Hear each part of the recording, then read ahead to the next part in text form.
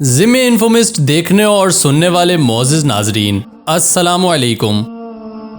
جادو ٹونا، سفلی کا علم، کالا جادو، یہ سب ہمیشہ سے ہی شیطان کی جانب سے لوگوں کو سکھایا جانے والا علم ہے جسے کرنے والے شیطان کے آلۂ کار بن جاتے ہیں۔ اس دنیا کے چمکتے دمکتے ستارے ہوں، میڈیا انڈسٹری ہو یا پھر سیاست، ان سب پر قبالہ نامی جادو کا کنٹرول ہو چکا ہے، اور اس بھیانک جادو سے انتہائی منظم انداز میں پوری دنیا پر کنٹرول حاصل کرنے کی مہم مٹھی بھر لوگ چلا رہے ہیں، جو کافی حد تک اپنے مقاصد میں کامیاب بھی ہو چکے ہیں۔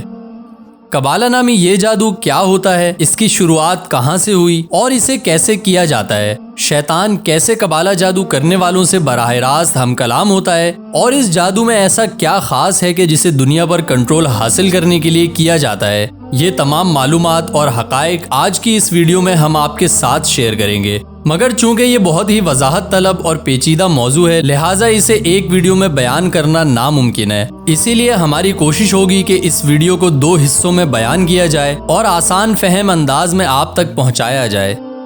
ناظرین گرامی، اللہ نے انسان اور جنوں کو اپنی عبادت کے لیے تخلیق کیا ہے، اور یہ دنیا ہمارے لیے ایک امتحان ہے۔ جو نیک اعمال کرے گا وہی کامیاب ہوگا۔ جس طرح اس دنیا میں نیک اعمال کرنے والے لوگ موجود ہیں، وہیں شیطان کے پجاری بھی ہر اس کوشش میں لگے رہتے ہیں جس سے انسانوں کو شیطان کی پیروی پر اکسائیں، اور یہ کوشش صدیوں سے چلی آ رہی ہے، جس کے لیے وہ ہر طرح کے طریقے استعمال کرتے ہیں، اور ان میں سے ایک طریقہ قبالہ نامی جادو بھی ہے۔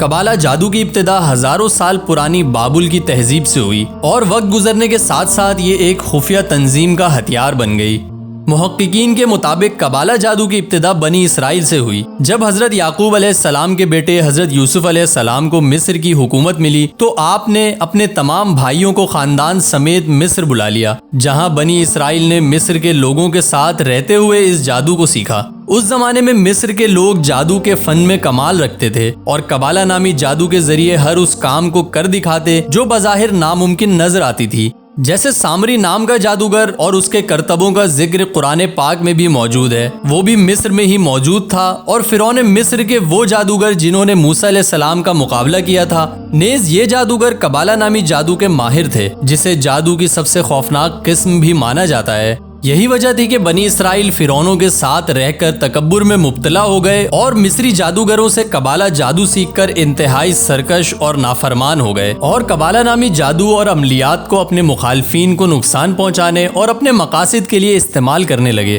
ناظرین، جب حضرت سلیمان علیہ السلام کا دور آیا تب تک یہ جادو بہت ہی خطرناک حد تک بڑھ چکا تھا، اور اللہ نے حضرت سلیمان علیہ السلام کو ایک وسیع سلطنت کے ساتھ ساتھ جنات پر بھی حکومت عطا فرمائی تھی۔ لہٰذا جب سلیمان علیہ السلام کی وفات ہوئی تو بنی اسرائیل کے جادوگروں نے لوگوں کو بہکانا شروع کر دیا کہ نعوذ باللہ سلیمان علیہ السلام کے پاس قبالہ جادو کا علم تھا، جس کے ذریعے وہ جنات کو اپنے قابو میں کیا کرتے تھے، اور یہودی ان کی باتوں میں آ کر قبالہ جادو کو روحانیت کے طور پر سیکھنے لگے، اور یہاں تک کہ قبالہ جادو کی کتابوں کو مقدس کتابوں کا درجہ دے کر ہیکل سلیمانی میں رکھ دیا گیا۔ ناظرین گرامی، یہودیوں پر 2 بڑے حملے بخت نصر اور ٹائٹس روم کی جانب سے کیے گئے، جس میں ہیکل سلیمانی مکمل طور پر تباہ ہو گیا، اور لاکھوں یہودیوں کا قتل عام ہوا، اور زندہ بچ جانے والے مجبوراً ہجرت کر کے دوسرے علاقوں میں جا بسے، اور ان حملوں کے نتیجے میں قبالہ جادو کی وہ تمام کتابیں ہیکل سلیمانی کے ملبوں تلے دب کر رہ گئیں۔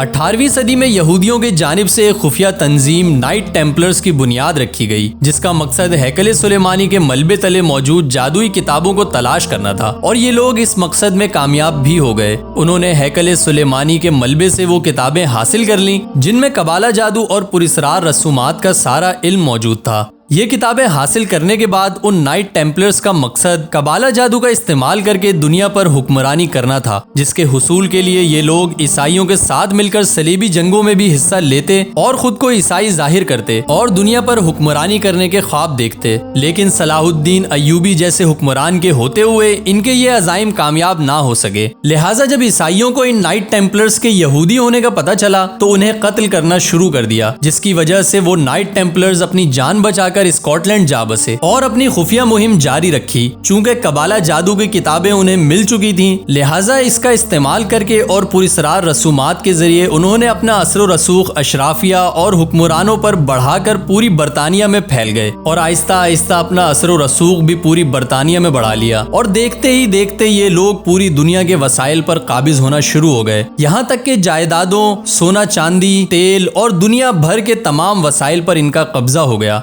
ناظرین گرامی، نائٹ ٹیمپلرز نے اپنی ایک خفیہ تنظیم ایلومیناٹی یا فری میسنز کی بنیاد رکھی، جو دنیا بھر کے تجربہ کار اور تربیت یافتہ لوگوں پر مشتمل ہو گئی۔ اس تنظیم کا سربراہ گرینڈ ماسٹر کہلاتا ہے، جس کا رابطہ براہ راست شیطان سے ہوتا ہے۔ یہ grand master in free masons کے لیے خدا کا درجہ رکھتا ہے، جس کا ہر حکم مانا جاتا ہے۔ ناظرین، دنیا کی کل آبادی میں سے 0.01% لوگ ہی اس تنظیم ایلومیناٹی کا حصہ ہیں، لیکن یہ لوگ اتنی کم تعداد میں ہونے کے باوجود پوری دنیا پر حکمرانی کرتے ہیں اور اپنی پالیسیز کے ذریعے پوری دنیا کو کنٹرول کرتے ہیں۔ یہ لوگ دنیا کے امیر ترین لوگ ہیں اور یہ 13 بلڈ لائنز یعنی 13 خاندانوں پر مشتمل ہیں، جو نسل در نسل شیطان کی پوجا کرتے چلے آ رہے ہیں اور شیطان کو خوش کر کے دنیا پر حکمرانی کے نت نئے طریقے جاننے میں مصروف رہتے ہیں۔ اسی تنظیم میں یورپ میں سود کی ابتدا کی اور بینکنگ سسٹم متعارف کرایا۔ یہ لوگ پوری دنیا کی فائنینشیل سسٹم اور ریزروز بینکس کے مالک ہیں اور دنیا کے 80% وسائل پر ان کا ہی قبضہ ہے، جن کا مقصد پس پردہ رہ کر شیطان کو پروموٹ کرنا اور شیطانی نظام کو پوری دنیا میں رائج کرنا ہے۔ ان لوگوں کا طریقہ یہی ہے کہ ہر شعبے کی مشہور شخصیت کو عزت، دولت، شہرت کی لالچ دے کر اپنی تنظیم میں شامل کرتے ہیں اور پھر انہی لوگوں کو عوام کے درمیان مشہور کر کے مختلف خفیہ اشاروں کے ذریعے شیطان کا ایجنڈا عام عوام تک پہنچاتے ہیں۔ ان اشاروں میں تکون، 5 کونوں والے ستارے اور 1 آنکھ والے علامات استعمال کیے جاتے ہیں۔ آج کے دور میں ٹیلی ویژن اور خاص طور پر فلم انڈسٹری قبالہ جادو کے سحر میں پوری طرح مبتلا ہو چکی ہے۔ بڑے بڑے سیلیبریٹیز جو ہمیں انٹرٹین کرتے نظر آتے ہیں، وہ بھی اسی تنظیم کا حصہ ہیں۔ یہی وجہ ہے کہ انہیں بیہودہ اور بے پردگی کا سین کرتے ہوئے کوئی شرم محسوس نہیں ہوتی اور معاشرے میں بے حیائی اور بے پردگی انہی سیلیبریٹیز کے ذریعے پھیلائی جاتی ہے اور لوگ انہی لوگوں کو فالو کرتے ہوئے انجانے میں شیطان کی پیروی کر رہے ہوتے ہیں۔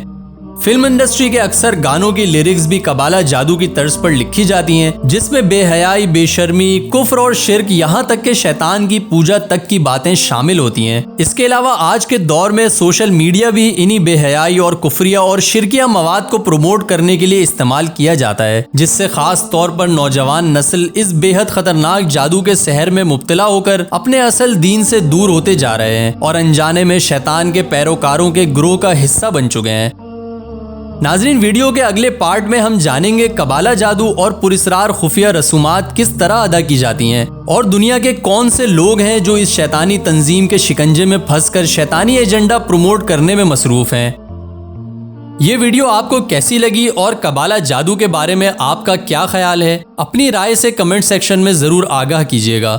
اب میں ملوں گا آپ سے ویڈیو کے نیکسٹ پارٹ میں، تب تک کے لیے اللہ حافظ۔